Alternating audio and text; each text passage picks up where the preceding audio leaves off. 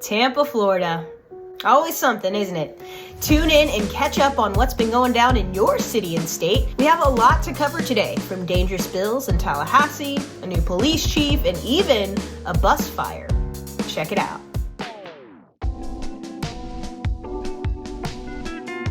Welcome, I'm Megan, and we're here for our March edition of Tampa Watch. Thank you for tuning in, and today I'm here with Andy. Hey Andy, what's up? Gas prices and electric bill. But hey, I'm Andy, and I'm glad you're here with us, but we need your help. Commenting, liking, and sharing our content helps get the word out. So please be sure to share our content so you can help your neighbors be informed residents. If you're feeling a little heavy right now, we're right there with you. The Russia-Ukraine situation opens up a ton of feelings and shines a lot on so many contradictions in our world today. At T-Ban, we say no more money for war. We need to pay our teachers double at least. We need to invest in public transit all around. We need shelter for every human being, guaranteed childcare and healthcare. There always seems to be money for war, but never money for real needs. Check out a discussion from November 2021 on the Restorative Justice Coalition's YouTube for a free workshop on the military-industrial complex. And get yourself and your neighbors politically educated, and maybe educate us too, because we're all learning together. Okay, we got a lot to talk about for this city. We did cover the rent stabilization meeting in a pop-up episode, so check that out, please, if you haven't already. I have to start by recognizing that the tragic November murder of 25-year-old Latina Jenny De Leon may have been solved. On February 24th, the Restorative Justice Coalition received a phone call from Tampa Police Department Sergeant Robin Polk to finally follow up on why this murder was still unsolved. On RJC's social media, they provided a summary of what they were told by Polk, and it's pretty gross. Even though they hadn't identified a suspect by that time yet, they made a determination that Jenny's murder was not a hate crime related to being transgender. When RJC asked how that can be determined without a suspect, they told them that the Tampa police have partnered with the FBI, and they have used some kind of analytics or something that tells them it's not a hate crime. But they can't tell us what that means because the case is still under investigation. Jenny De Leon was reported in the Tampa Bay Times as having been a sex worker. Sergeant Polk assured RJC that there was no public threat. After all, she says, Jenny was not killed for being transgender. They say she was killed for being a sex worker. Wouldn't that be a threat to other sex workers? In a later call on March 14th, Sergeant Polk clarified her statement. Unknown to RJC at the time, the suspect was actually already in custody, which is why she said it wasn't a public safety threat. Still, choose your words more carefully. Finally, on March 10th, Creative Loafing reported that police had arrested a man in connection with this murder. In September 2021, a black woman, Linda Harris, was found murdered in an abandoned Seminole Heights home with unspecified upper body trauma. Little is known about Linda Harris's story, but according to Tampa PD, she may have also been a sex worker. Our hearts go out to her family and loved ones. Her black life mattered. Creative Loafing reports a third murder happened in the area, but there hasn't been a confirmation that it's connected. TPD identified that third victim as a male, but they could have been trans, like Jenny. We can't be sure due to the history of police misgendering victims. The third victim also reportedly had upper body trauma, like Linda Harris and Jenny De Leon. If you know any of these victims and want their story told, their full story, not just their tragedy, reach out to us, please. You might remember that the City Council approved a $100 million project to build a city center in East Tampa, off Hannah. This high-cost project was to bring government services to the community. While that sounds good, it's only going to lead to gentrification of the area, and on top of that, East Tampa has more pressing needs. Ourselves and groups like Tampa Bay Community Action Committee have been very vocal about our opposition to this project, and so has East Tampa advocate Miss Connie Burton. Justin Garcia from Creative Loafing reports that the City Council is now in talks about rescinding this project's approval. Oh, isn't that nice, Megan? The City Council finally found it in their heart and their brains, and they're going to listen to the people of East Tampa. Isn't that awesome? I hate to break up your happy moment you got going on here, but no. Our city council didn't suddenly grow a heart or brain. They're not reallocating any of this to any community-based needs like home repairs or small business recovery that we're aware of. Instead, the reason they are wanting to repeal approval is due to suspected violations in the bidding process. Creative Loafing had reported in January that the bidding process wasn't followed properly, which is a violation of state law. Basically, the city handed out the bid directly to the contractor without opening up a competitive bidding process. And Creative Loafing and Tampa Bay Times reporting on this issue shows us that City Council may have been influenced by none other than our fearless leader, the beacon of progressive hope herself, Mayor Jane Castor. I know, you're surprised. I know, shocking. As Tampa Bay Times reported, bringing government into neighborhoods was one of Castor's 2019 campaign promises, and as such, she used her influence to push forward this project, specifically pushing it to be awarded to DPR construction instead of requiring DPR construction to go through the competitive bidding process. This situation puts the city council at odds with the mayor, which is unusual as they usually just go along with what she says.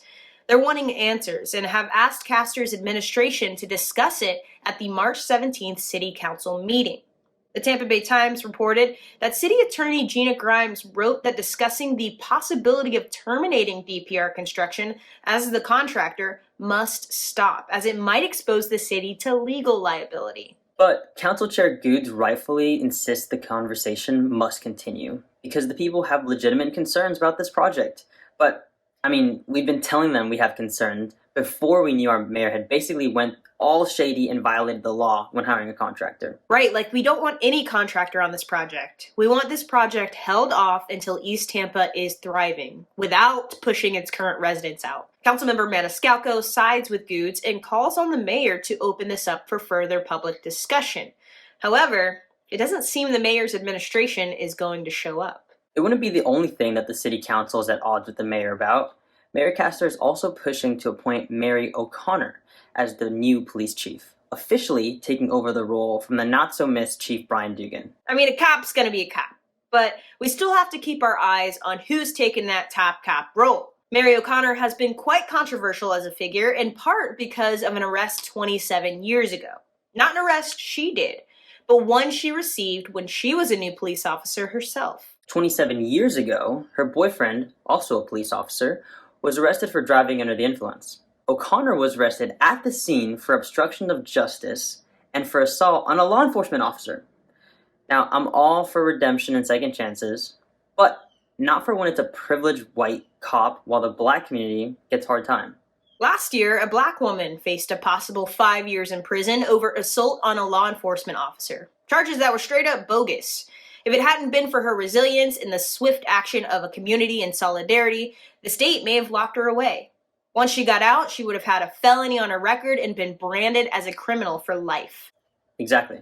But when Mary O'Connor does it, she gets fired for a bit, comes back on, she moves up the ranks, and then she gets to retire nice and cushy. And now she gets to be the top cop. Yeah, no thanks. According to Creative Loafing, Castor has already let O'Connor start running the department as of February 8th, despite the fact that City Council has concerns and hasn't even officially voted her in yet. What, is Mayor Castor going against the rules? Again? Technically, as Creative Loafing reports, she didn't go against the rules, but she's playing them dirty on purpose. The city attorney says that Mayor Castor has 90 days from February 8th to submit O'Connor to the council for approval, and then the council has 15 days to approve or deny her. From what we understand, it's not normal to wait like this, but for some odd reason, Mayor Castor just can't wait to get her into this role. Like DPR construction, Mary O'Connor just fast tracks in. It makes you wonder, for what? On March 17th, the city council approved O'Connor as chief, with only Carlson and Goods dissenting. Their primary concern being Castor's unusual decision to not follow the traditional processes. At the end of the day, it doesn't matter who they put in there because policing is going to continue to be violent, racist, transphobic, and won't make us safe. We need to keep our eye on the big picture, and that is defunding the police and refunding the community with a vision of a society where all needs are met. We talked a little bit about Raybor last month, and we're not happy about it. It's only going to displace poor people of color and small businesses even more, while destroying the last thread of Gaybor hanging on. I'd like to be wrong, but we'll see. All we know is, don't listen to anyone who's going to tell you that Raybor won't displace people. It already has. And somehow this news slipped from under us because this happened before the pandemic, as reported by the Tampa Bay Times in February 2020. The Tampa Park affordable housing units had been sold, and that spot was one of the locations talked about for a Rays stadium. The city had to help tenants who used Section 8 relocate, but everyone else was given until November, just a few months later, to relocate. On top of Raybor, we reported on Gasworks, the newly approved gentrification project that will allegedly have affordable housing components to it, but we'll see. Daryl Shaw, the investor behind Gasworks, told the Tampa Bay Times he's retiring from his role as CEO of Blue Pearl Veterinary. His reason for retiring? To focus on his real estate investment portfolio. He claims he wants to keep the character and history of Tampa. But think about it. Between the rent crisis, lack of resources for the poor and working class, and these high-end development projects, Tampa's looking to push us out and bring in the elite class from the north. Mayor Castor has had aspirations for making the city grow, and when things like this happen, the Black, Indigenous, and just poor people who built the city's very character are often just left out of the equation. The last hope lies in East Tampa, and with Ybor heading for this round of development, it won't be long before the most marginalized have nowhere in the city. So in Ybor City, we sold out an affordable housing complex, Tampa Park, and displaced a whole bunch of people so that we could build Gasworks, which allegedly will have affordable housing. Yeah, tell us that's not an effort to gentrify the city. The final vote to repeal the noise ordinance was scheduled for March 17th. And the good news is the repeal went through, according to Creative Loafing by 4-2. Citro, Maniscalco, Vieira, and Goods voted for repeal, while Miranda and Carlson opposed the repeal. Future talk is expected about a modified version focusing more on channel side than Ybor. Hey, there's some stuff to watch in the county, too. For one, we should start off by mentioning that City Clerk Cindy Stewart was fined by the Ethics Commission. The fine was for $1,000 and happened because a blogger and whistleblower reported her for improperly recording a financial figure on her financial disclosures. Yeah, not too exciting. But hey, we love to see it. Hold all of them accountable. Democrat, Republican, Independent, I don't care. Find them all because they all need it. The landlords of Hillsborough County have found a true way to win the jackpot this time around. The city did not enact a rent control ordinance, but instead pushed the public to a county program for rent relief. This rent relief program would allow certain Hillsborough County residents to receive a voucher, which directs the funds from the county directly into the hands of the landlords. While this is good for the people who are able to get approved, it just means that landlords are being rewarded for price gouging. Now that more people in Hillsborough County are becoming rent insecure with no increase in wages, they may use this program, and absolutely, if you need it, by all means, use it. But when they use this program, the landlord gets the benefit of their whole profit out of our taxpayer dollars, while the tenant is offered only a short-term relief and a potential increase to their rent in the future. It really is just amazing, the cruelty of it all. If you're in need, use the program. There's no shame in needing assistance. You've done nothing wrong. Society is inequitable, and many people fall into these traps. The program is called R3 Emergency Rental Assistance Program and is available at the Hillsborough County government's website. The Tampa Tenant Union can help you complete the forms if you need help. DM them on Instagram. To be eligible for the program, you have to meet a certain criteria. It is eligible for everybody in Hillsborough, even if you live in the city limits of Tampa, Temple Terrace, or Plant City. Of course, there's bureaucracy, so it only applies if you have an active lease and are at or below the 80% area median income level based on your 2021 tax filing. You must also show that you were impacted from the pandemic anytime after March 13th, 2020. If you need help with your electric bill, you have to provide a copy of your past due electric bill. Landlords don't even have to participate in this program. It's optional. So landlords whose intentions are getting rid of their poor, disabled, elderly, and people of color residents by pricing them out, they could just opt out of this program and recruit new, wealthy, white residents instead. But if your landlord opts out, you can still apply for assistance. According to the county website, you'll receive a check directly in the mail if that happens, so apply if you need it. While there's no deadline to apply, the assistance is awarded on a first-come, first-served basis. So if you're in need, don't hesitate, get your application in. Honestly, this program's really a joke and an insult. It's nothing like a tenant's bailout we would have imagined. It can help you with back rent up to 12 months while only providing you with up to 3 months in the future. 3 months? This is only prolonging the inevitable. It's not helping to keep people in their homes long term. In Wimauma, a revitalization project has been approved. This project has received praise from some of Wimauma's immigrant residents and from nonprofits that center around the Latino community. According to the Tampa Bay Times, the program will have bike paths and walkways. That's good for the safety of those who don't use cars and mixed usage residences. I mean, it sounds good, has some great comments from people, but, we're really curious to hear from you, the viewers. Is this project good, or is it gentrification in disguise? Let us know what you think about the project in the comments. On March 4th, a hard bus was on fire, and as far as we know, there hasn't been any immediate coverage on the incident. One of our researchers first learned about the incident from an eyewitness in the community, and then found this shocking video from another witness. We hope it was a one-off incident because this kind of situation could be dangerous for traffic and pedestrians, and most definitely for the passengers and personnel on the buses.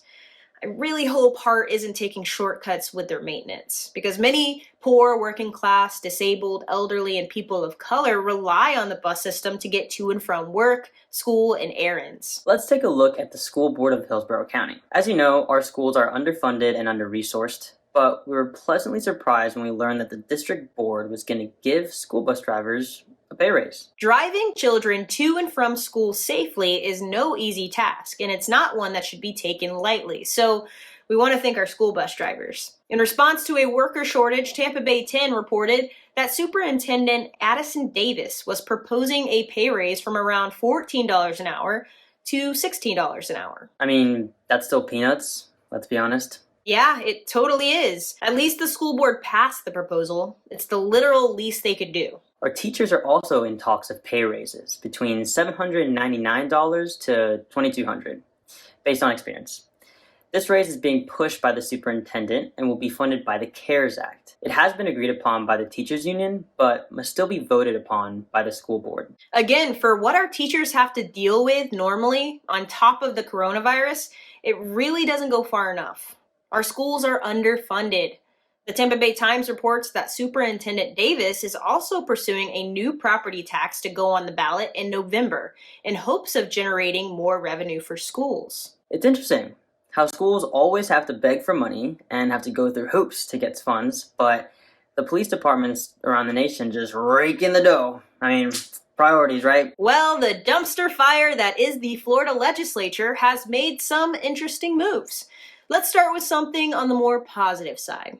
As hard as it is to believe that there even is a positive side. Tampa Bay State Representative Diane Hart announced on Instagram that her bill around parole eligibility has passed the House Criminal Justice Committee. The bill would direct the Florida Department of Corrections to have clear guidelines on parole eligibility. Her parole eligibility bill passed committee unanimously, and according to her office's statement, it would have no negative fiscal impact on the state.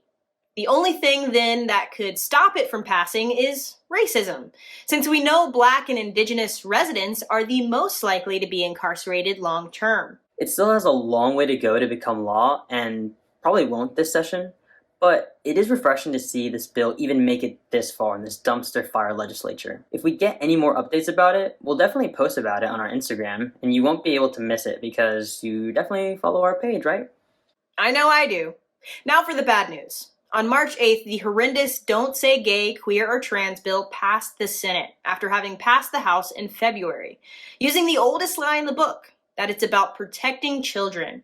This bill prohibits discussing gay, queer, or trans people, issues, or movements in kindergarten through third grade education. It also provides very vague language about the rules for grade 4 and beyond, and allows parents to trigger a lawsuit against these schools that teach these subjects. Many conservatives and moderates say that the bill is about stopping education around sex, but that's not true.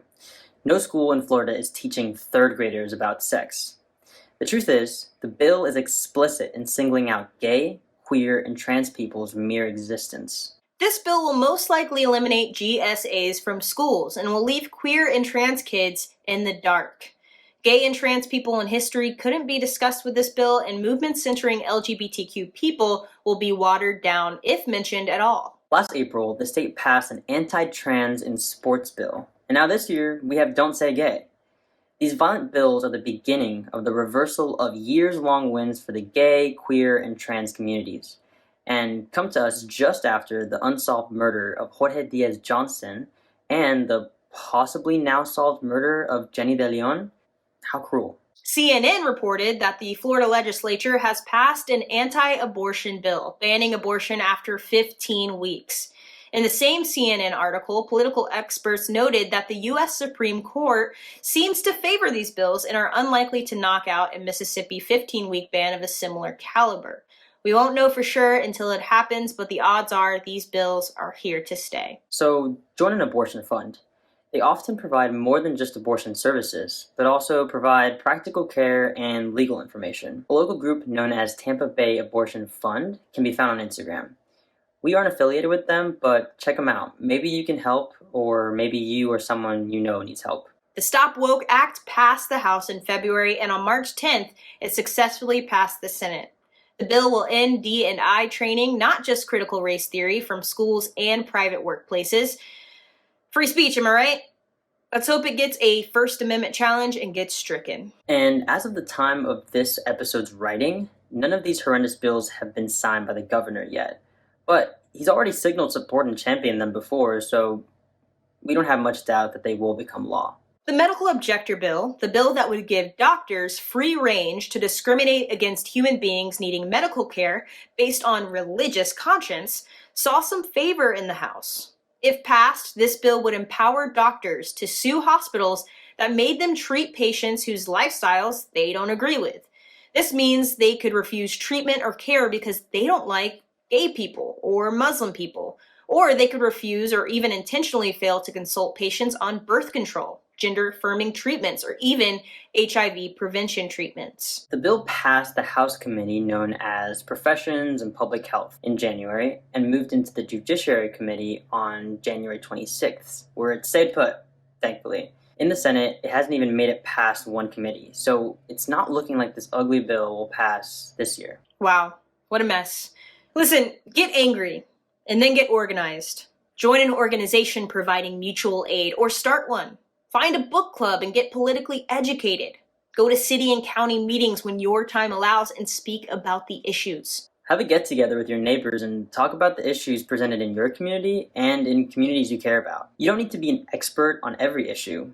If you bring all heads together, you can see the bigger picture. You'll make mistakes and you'll lose sometimes, but you'll never win if you don't move. Right, and don't forget, your group shouldn't look, love, or live exactly like you. Bring in people you know nothing about, and make sure marginalized people are leading conversations, even if they make you uncomfortable about the issues from their lenses. Don't speak for the voiceless. Pass the mic. And don't forget to comment, like, and share our content. Follow our page and subscribe to our YouTube. Let us know in the comments what you agree with, what you don't agree with, and tell us if there's something that you don't understand. And our researchers will try to help get you information. Until next time, I'm Andy. As always, so great to see you. Being informed is the first step. Now's the time to start dreaming up what taking action might look like for you. It can be a little scary, but it's okay to be scared. Reach out to us if you want. We might be able to point you in the direction of where this work is being done or help you plan your first meeting or action around an issue that you care about. All right, that's all for now. My name's Megan from Tampa Bay Activist Network. Peace.